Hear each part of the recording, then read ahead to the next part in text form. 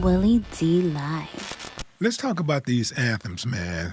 That's Naughty by Nature anthems. Mm-hmm. Like, you part of one of the greatest groups ever in hip hop, one of the greatest groups ever in music, and easily, it's probably the top group when it comes to anthems.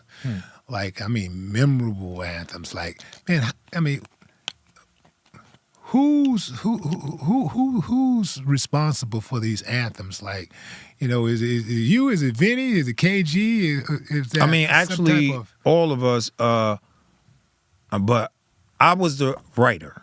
You feel me? K was the producer, and Vin was a beatbox that got up into it. But it would when we performed like New Style before Naughty by Nature, we always had to go and we put it in our mindsets. We have to perform something, put something in song format that is a call and response. Because back in the days, like in the 80s, most of the records come on and it's just a scratch at the hook. And that was it. You just had to have great lyrics or anything else. But we were coming from the late 80s into the 90s. We was like, it's a new decade. And every time we do our shows, we had it where it was a call and response type of thing. So we said, we got to put this in the music. So Vin would come and say, like, we need to make a song about this or that or boom or that. I was the writer, so I would come with the end, which all of us had was call and response. You down with OPP? Yeah, you know me. You down with OPP? Yeah, you know me. Or something people could sing along. Hip hop hooray. Oh, hey. Oh, or feel me flow. Now holla if you hear me though. Come. Like it all had to be a harmony, call and response, a crowd type thing in there. So that was our thing. We like what people see if they like the song and sing along with the song. And then they see a video to it, oh, we gonna take over the world. Nobody doing that like that. So that was like our little mini secret. Yeah. But we all contributed, definitely. Yeah, absolutely. But you did the most in the beginning. You would pretty much on those first few albums. You were the only one rapping on those first few albums, right? I know.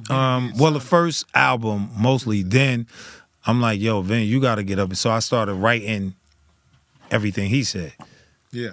So it was, when you hear like Hip Hop Hooray, we're going back and forth because like our favorite group as a group was Run DMC. You know, so that dynamic of going back and forth and the greatest DJ, greatest you know, rest in peace, Jam Master Jay. Yeah. You know what I mean? So K was the mini Jam Master Jay and me and Vin was running D. So I'm like, you got to start being more in the record so they know like you're a group, not just a hype man. Yeah. When you guys were doing those records and y'all were hitting the road and performing and it was selling out and, you know, people just going crazy and all of this stuff, were you cognizant of what you were doing? Were you cognizant of that you were like etching your place in the history, or were you just in the Nah. You never know. You can never say, yo, this a hit. But when you in the studio, you like, yo, this a hit. Yeah. You feel me? Like we knew we had something. We got signed to Queen Latifah Flavor Unit. We knew, but it, you know, it was love from the family. We knew they was fame, but when we got a deal and it came out and we had our first hit, OPP, we was like, yo, we got something. We thought we had something, but you never know till you release something. Everybody that release a record like this, that thing, and it don't always go like that. So no, we were not aware. We just knew, let's try our system. And one of the great things about even our founders, the 70s, the 80s, and 90s, boom, you could not come out sounding like nobody else or looking like dressing like anything, or you was called a biter.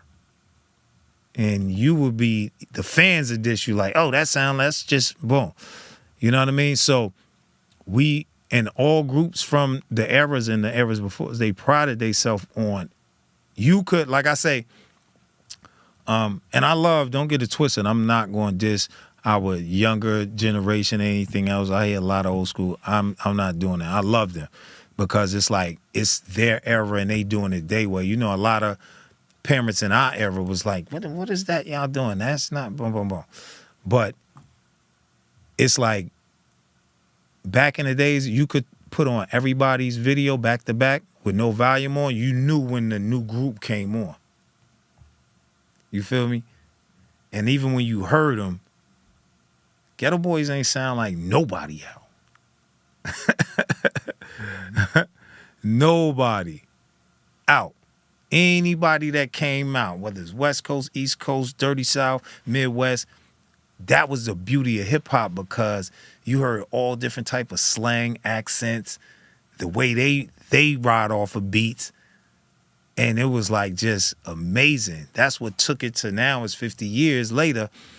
You remember they used to be like, oh, 2 years, 3 years, this hip hop music is not going to be here. That's just a fad that's coming in. No, no, no.